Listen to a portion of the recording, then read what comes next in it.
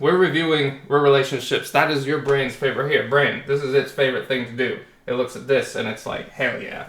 If we're doing this, and that's what happens most of the time that you're not doing something else. This right here is proof that your relationships, interacting with people, is what makes you happy, what gives you fulfillment. Doing this right here does not. Here's the issue. Like I was saying before, this is manufactured. It's artificial because your brain kind of thinks that, oh, I'm watching these things and these other people, that I'm getting this. Or I'm getting the social, it's scratching that social itch of mine. Does that make sense? It thinks that, yeah, okay, I'm seeing people, I'm seeing faces, and happy, and sad, and angry, and confused, and puzzled, and all these different emotions that I'm supposed to be. The issue is when you're doing it on here, and especially at the, breakneck speed that you could just, scroll through these things. You see what I'm saying? Is, it's giving you, a dopamine rush. This is how media, basically, not just social media, this is media in general, gets you addicted to things because you're watching it and your brain gets a little pop of ooh, excitement because you're watching other people and it thinks that you're doing this. Not just reviewing your relationships, but furthering your goals with relationships and it makes you think that those people that you're watching on here care about you. That you're yeah, I'm doing these things, I'm empathizing with them. It thinks it's gonna lead to this. Alright, so welcome back to the channel, everybody. Today, we are here to discuss this right here, the real danger of AI. So AI is a really hot button issue right now for many different reasons. Now, I'm going to go over what I believe to be the real danger of AI. There's several dangers, there's several potential benefits, all of those things, of course. Now, this one is one that I don't think people think about a lot, so we're going to go over it today. So, grab your popcorn or whatever it is, and let's get started. So, the real danger of AI, what is it? Well, let me just go ahead and define it.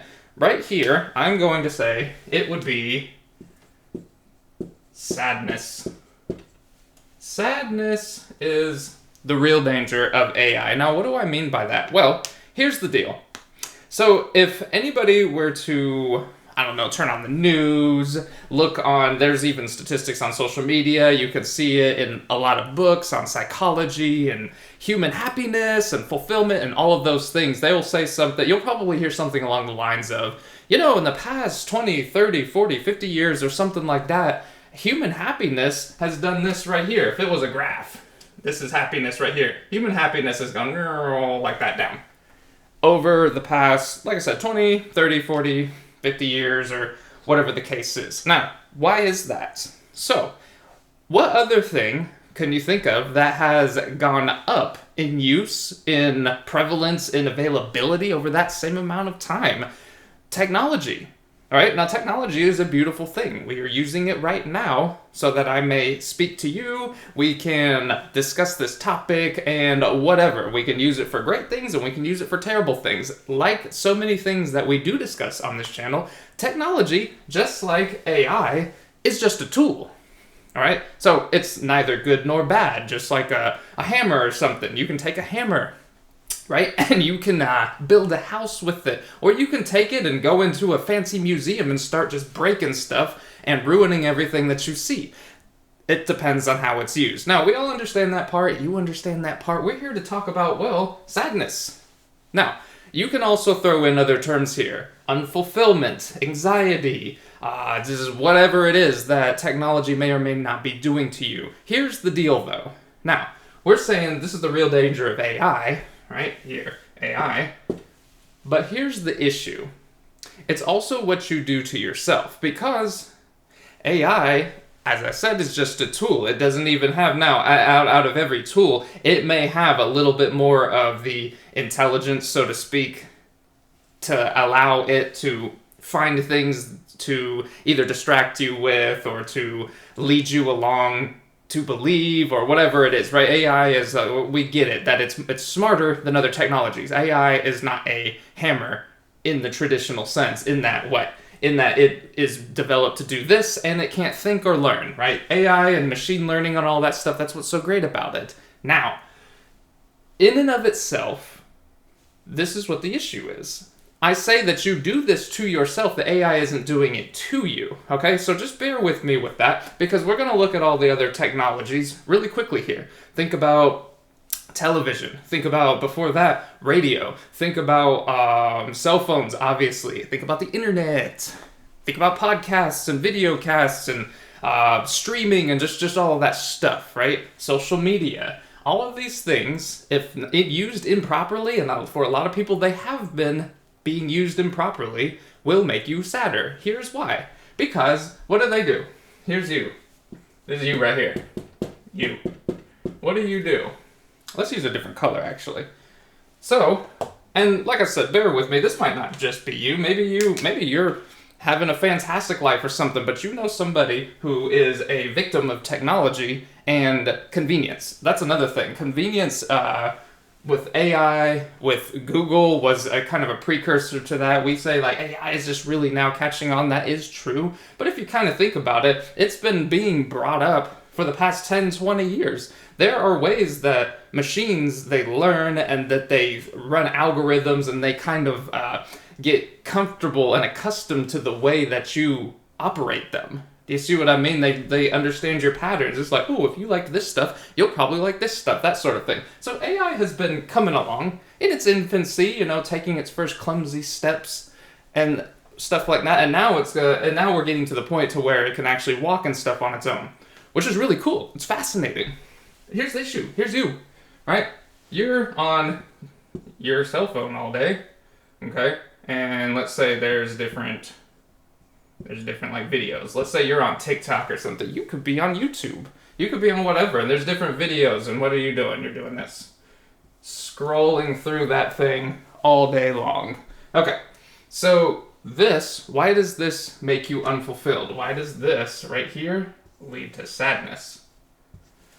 Because psychologically human beings are genetically programmed, just like artificial intelligence is programmed, just like your phone is programmed. Your brain is literally programmed from your ancestors, from tens to hundreds of thousands of years of human civilization. Your brain is literally programmed to want to be around people and to want to experience the tribalism that humans have done for, I don't know, that much time, 10,000 years, 100,000 years, whatever it is, okay? When you do this, all you're doing is looking at your phone and scrolling more things and more things and more things. It takes you away from the tribalism. And here's you, right? You become... Get on there. There we go. Got these new markers, man. I haven't worked the cap too much, so it's a little hard to get back on and off. But here's you. You become sad. Dang, that's as dark as that's gonna get. I think this one is like, it's brand new. It's like it's drying out. You can barely see this. All right, so here's you. You will get sad if you're doing this over and over, just because we're not programmed genetically, all right, evolutionarily to want to do this all day. Now, the reason that we do want to do that, because first of all, one of the things is it's artificial, not this kind of artificial right here. All right, although there's a little of that too, but no. This is artificial because we're watching other people on here do things like, I don't know, dance around and do all these stunts and these like fail compilations or whatever it is that people are watching, which are fine. There's nothing necessarily wrong with those in and of themselves. Like I said, those things are just a tool. The issue is when this becomes an addiction, right here, you addicted to this, right? When you become addicted to that, your brain, it thinks, okay, we're going to write that D a little better than that. That's just really irritating me. There we go. Your brain thinks that it's getting that social scratch, right? Here, like your brain is in here. It's in your head. And it thinks that, hey, I'm watching all these people do these things. That's why most of the things that people watch, and one of the explosively, like, one of the things that led to the explosive excitement and popularity and all of that of things like TikTok and social media is that most of the things we watch are about other people. So your brain, here it is. Let's say this is your brain right here. Brain.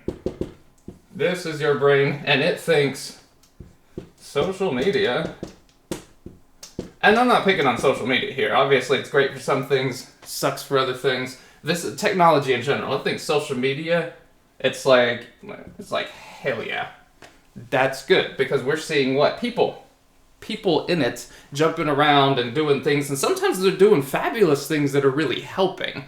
True. There's all sorts of things. Social media is just like a tool. It's just like a hammer. It's good and it's bad. Actually, it's neither. It's whichever one that it is being used for. Now, what's the issue here? Well, your brain thinks that this is the same thing. And social media can be any technology that is showing people. But that's the most basic one. There's also the news, there's also TV and movies and streaming and all that stuff. But it thinks that that's the same as you going out there and, I don't know, interacting with people like you're supposed to have been doing. Says so your DNA. Says your DNA, right? Your DNA wants to interact with people. Let me tell y'all something interesting really quick. They, I believe this was done at UCLA, the scientist Lieberman and some of his colleagues, I forgot all the other people. Anyways, they basically came up with the conclusion that, hey man, when you're not having something going on, when you're not in the middle of something that you're actively working on, or something stressful, your brain's default program it wants to play, and its favorite thing to do is your relationships. Specifically thinking about them, reviewing them, thinking things like, was that a good thing that I said? Did I make a good impression? Did my boss like this or not? What about that cute girl I like, or that guy? What about my friends? Did something bad happen to them? Did I seem empathetic enough? Did I seem too empathetic? Was I excited about their thing or not, or whatever is going on? All those things that we think about over and over and over, especially the what did people think about me? Did I perform well? That right here, relationships, reviewing. I think that E and the I is supposed to be switched here, but we're going to go with it. By the way, spelling is not my strong suit, the speaking is. Okay, so anyways, we're reviewing relationships. That is your brain's favorite here. Brain, this is its favorite thing to do. It looks at this and it's like, hell yeah. If we're doing this, and that's what happens most of the time that you're not doing something else. This right here is proof that your relationships, interacting with people, is what makes you happy, what gives you fulfillment. Doing this right here does not. Here's the issue. Like I was saying before, this is manufactured. It's artificial because your brain kind of thinks that, I'm watching these things and these other people, that I'm getting this. Or I'm getting the social, it's scratching that social itch of mine. Does that make sense? It thinks that, I'm seeing people, I'm seeing faces, and happy, and sad, and angry, and confused, and puzzled, and all these different emotions that I'm supposed to be. The issue is when you're doing it on here, and especially at the, breakneck speed that you could just, scroll through these things. You see what I'm saying? Is, it's giving you, a dopamine rush. This is how media, basically, not just social media, this is media in general, gets you addicted to things because you're watching it and your brain gets a little pop of excitement because you're watching other people and it thinks that you're doing this. Not just reviewing your relationships, but furthering your goals with relationships and it makes you think that those people that you're watching on here care about you. That you're I'm doing these things, I'm empathizing with them. It thinks it's going to lead to this, that, okay, how did I do? Did those people think, right, that I'm being a good person, that they like me, that I'm empathetic enough, that I'm a good part of society and stuff? Your brain, it's firing on those certain neural pathways, even though that's absolutely not true, because you'll never meet any of those people. We know this. You might meet, a very small fraction of 1% of them. You'll run into somebody every now and again. But the thing is, do you see what I'm saying? You could probably understand exactly where I'm going with this. This is artificial because it's firing those pathways that are I'm getting social interaction because I'm seeing it and experiencing it. But since it's through a screen, or you could read a newspaper, and this is the same thing. That's a very old technology in our world today, right? But it was basically the same thing. You read something, and you're I'm empathizing with this. Now remember, it's a tool. It's okay to use. The issue is this is it gets addictive because the faster that you can go through it, the more of these relationships and the more of that circuitry that is built for that gets fired. And your brain likes that. It likes doing this. That's what I said. That's what it likes to do. Not I said. That's what Lieberman said, and everybody else associated with him that do these studies and stuff. They're like, this is its favorite thing to do. That if your brain could just sit around and do nothing all day long, especially when you just have time to just think, that's its favorite thing to do. And when you're doing this, it makes it think that it's going to have some more topics for that right there, that you're like going farther. Of course, here's the issue. This is where the real danger of AI comes in. It's because it's manufactured. It's not real. So there's other neurological pathways that need to be fired. There are other parts of fulfillment. There are parts of progressing relationships that need to be, those are itches that need to be scratched. And doing this right here, it's artificial because it never gets you there. Does that make sense? That's like having a bunch of like empty calories. That's what empty calories are, right? If you think about it, empty calories are like, oh, it's making your body think that, oh, you're taking in this sugar and you're taking in this caffeine and you're taking in this high fat or high whatever. And it's like, oh, this is sustenance. We're happy, we're eating and stuff. But if you don't get any of your vitamins and minerals and your necessary nutrients, then your body is like, well, what happened? Like, we saw all the stuff, we did all the stuff right, and we're not sated. We're not satiated. This is your brain with this relationships thing right here that I was talking about, is the same thing. That's what leads to you being sad right there. Is because doing more scrolling. And why am I bringing AI up in the danger of this? Whatever other dangers you think the AI has, maybe it'll turn into the Terminator or something one day. Hopefully not. I don't see a reason why machines would want to do that to people, although maybe they'll come up with a reason. Maybe they'll be like, oh, humans are, you guys kind of suck, man, you're destroying the planet or something, this and that, maybe we need to get rid of it. Hopefully that doesn't happen, or we can work with them, right, in order to stop that stuff from happening. Okay, we're not here to discuss that. The danger immediately, because this is already happening to you, is this sad face you. That's the danger, okay? Because, why? Because the longer that you... What is AI supposed to do? What is everybody so excited about? Well, it'll make life even more convenient than it already is. The issue is, the more convenient it is, if let's say your job, it takes you 8 hours a day to do your job, whatever it is. AI comes in to help you with that. And so you're at your desk and now your job takes, instead of 8 hours, maybe it takes 6 hours. Maybe it just takes 1 hour now. I don't know. But let's just say it just takes 6 hours now. The AI got you a lot more efficient. And now you got 2 more hours of your day to basically do something. But you still got to be at your desk. So what are you going to do? That right there. That's what the issue is. And don't say that you're not going to do it. I hope that you're not going to. But you know other people that are. Okay? This right here is what that's going to lead to. They're like, great. We have 2 more hours to do something. Let's pull our phone out and start scrolling through stuff, so that we get an artificial pop of dopamine thinking that we're doing this, but we're not. So we're doing this even more, and it's making you even more and more and more sad. This is the true danger of it. Okay? Now I say the true danger, of course there are other dangers, and there are other great things about AI. This is the one that I don't think many people are thinking about right now. We're thinking about like, oh, we're not gonna have to do as much work. Or, oh, AI is going to come up with these great inventions that are going to give us stuff. Yeah, that could be true. Okay? Remember, though, your whole point of living is not to turn that frown upside down. That's your whole point, right? You want to be happy and having a good time here. I think I might need another...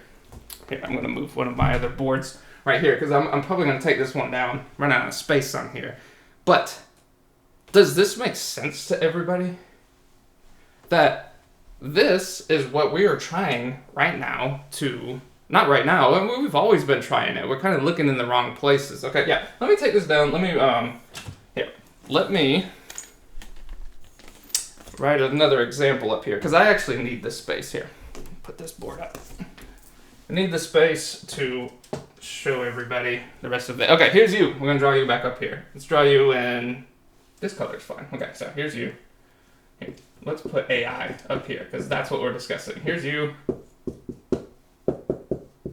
You. Not AI you. This is you. Okay? You are like being affected by AI because what is it doing? Bringing convenience. Now everybody else is like thinking, oh, well, won't it like affect jobs and all of this? Yeah, it's going to. Just like every disruptive technology has. Now, does that mean you'll never have a job again? Probably not. That doesn't happen often. Did you realize that if you go back like, I don't know, to the beginning, not of this century, but of last century. If you don't have to go back far in your family lineage, you go back like 3 or 4 generations. People that if you met now, and some of you may have known those people, you'd be able to communicate with them. You'd be able to understand each other. You would still have the same basic needs. Okay? You go back to those people, and a lot of people were in some sort of agriculture, or the industries were just starting to where you had like mills and stuff like that, and you pump out stuff quickly during a work day or a work week or a work month or whatever that was. The desk jobs and all those things, they didn't exist in the traditional sense, all right? And the ones that did, there weren't that many of them. And guess what? People who were farmers, this wasn't that long ago, or people who were working with very, as we would see it today, very untechnological sorts of, labor.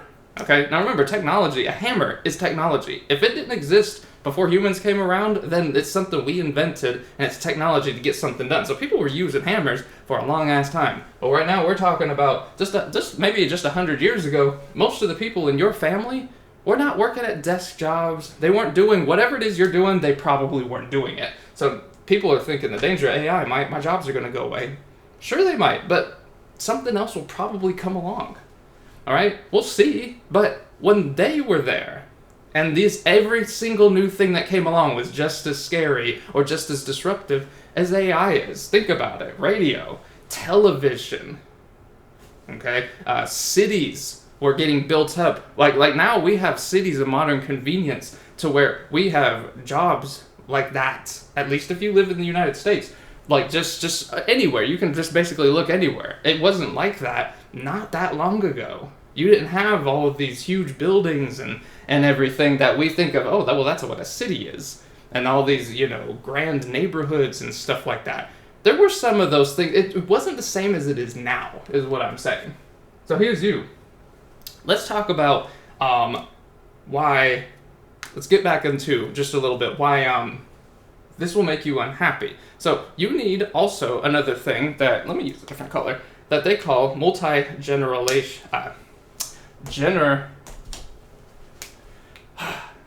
get my words right here. Multi-generational exposure. Okay, so let's just say need. Come on, write for me. Okay, see if I can spell this right. Generational exposure. And what does this mean? Well, it means you need some people that are like 20 years ahead of you, 20 years behind you, right? And one that's on your level. You need people on your level. Okay? And you need, depending on how old you are, you might need some people that are 40 years, 50 years ahead of you, 40 or 50 years behind you, depending on how old you are. You'll know what we're talking about. Multi-generational means, I think what it is, how long is a generation? It's like between 20 and 23 years, 22 years or something like that. I can't remember exactly what it is, but like basically, let's just round it off at 20 here. Okay? You need some people that, let's say you're 40 years old. You need to hang out with some people that are 20. All right? It'd be great if you did that, and also you hang out with some people that are 1. Because you want some babies in this. You want some kids that are like, okay, they're kids. They can run around and play and everything. You want some people that are young adults.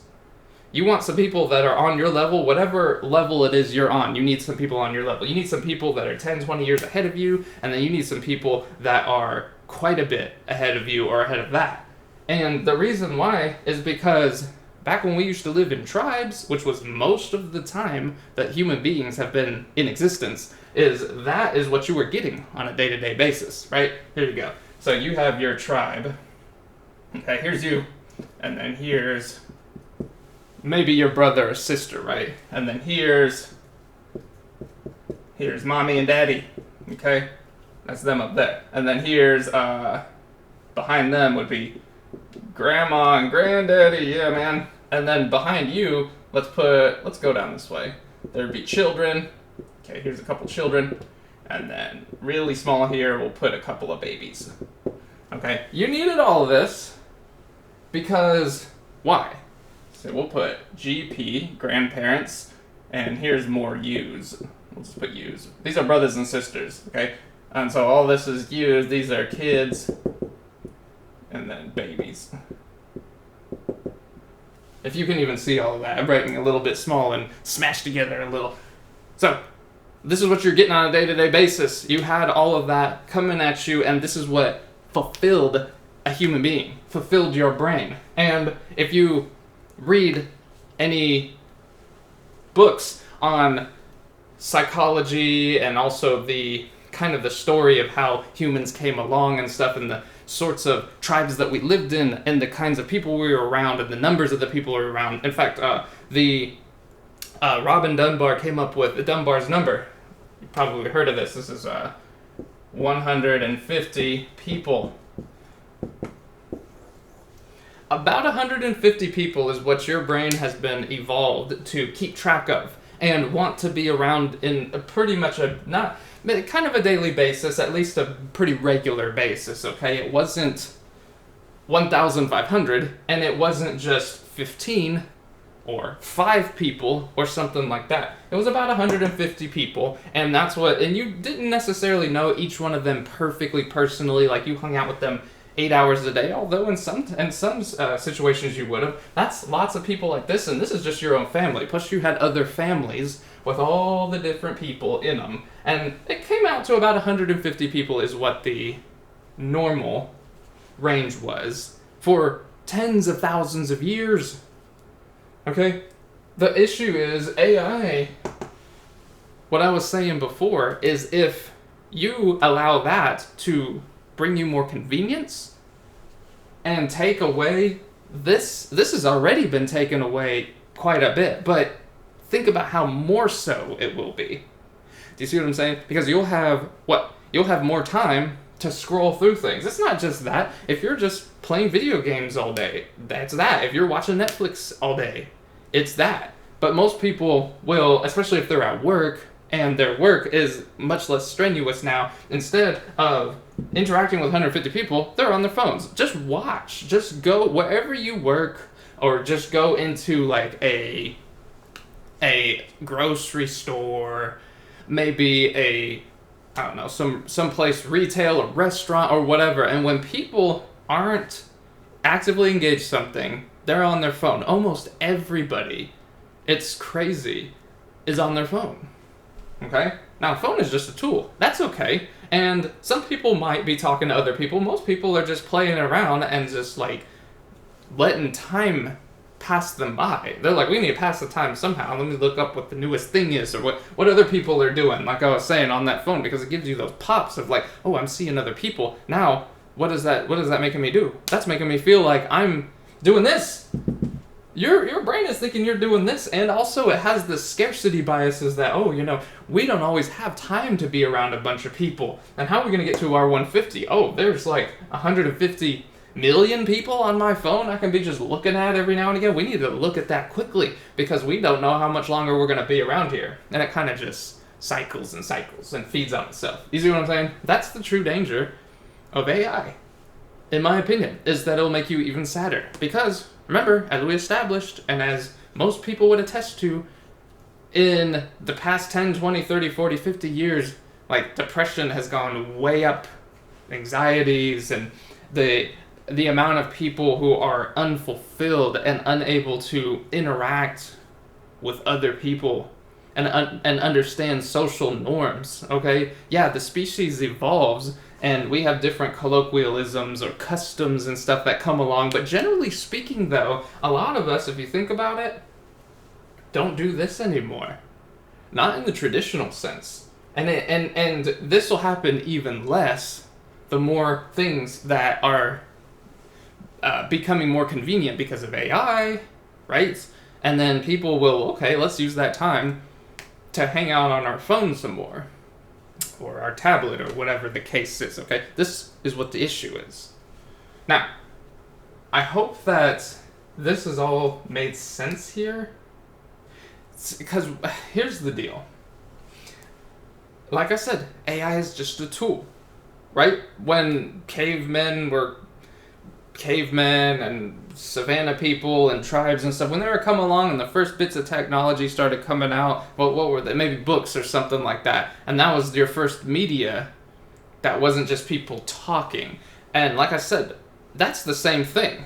I love books, obviously, but if you're reading too much and not getting any actual social, like, stimulation, like actual, this right here is still artificial, all right? It's still manufactured, just like scrolling through some social media. That's manufactured because you need to, people were designed to be out in the sun together, right? To feel the wind on their face, to have people near them so we could hug, so we could, I don't know, high five. We might not have been doing those exact things, but you see what I'm saying. So that we could, if somebody got hurt, we would bandage their wound. We could feel them, like literally physical touch. By the way, physical touch is one of the, 5 love languages that Dr. Gary Chapman came up with, right? Or has researched. If you haven't read any of his books, they're really interesting. That most of them are pretty short and they're straight to the point. And basically it says, like, different people have different love languages. Physical touch is one of them.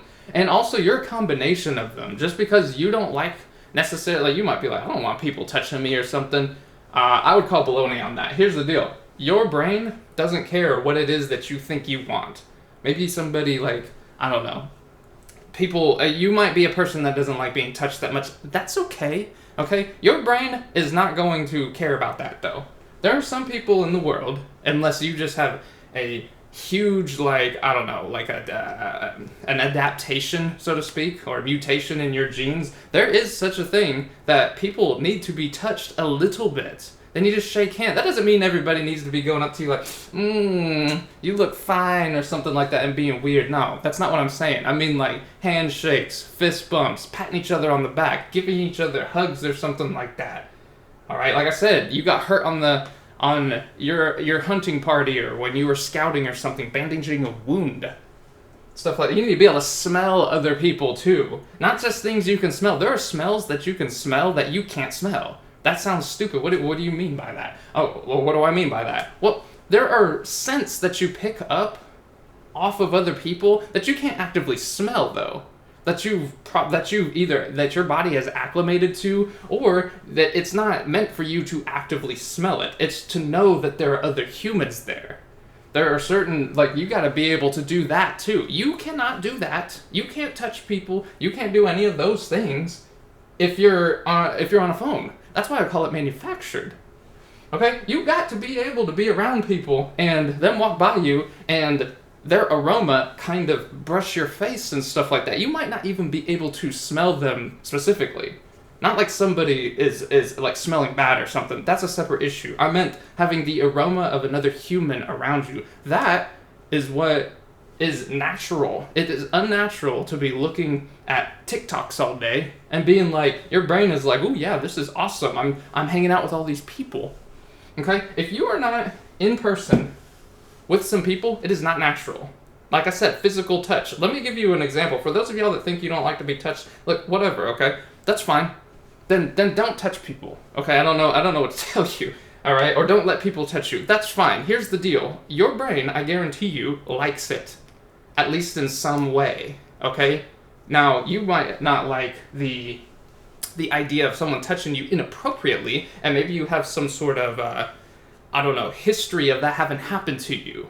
Okay? That is a separate issue, and I understand that. I do. But your brain on the DNA level likes it. You know why? Because they have done experiments of like babies, for example. Babies need to be touched by people. They need to be cradled. They need to be cared for. If they're not, that it damages them, and some of them die.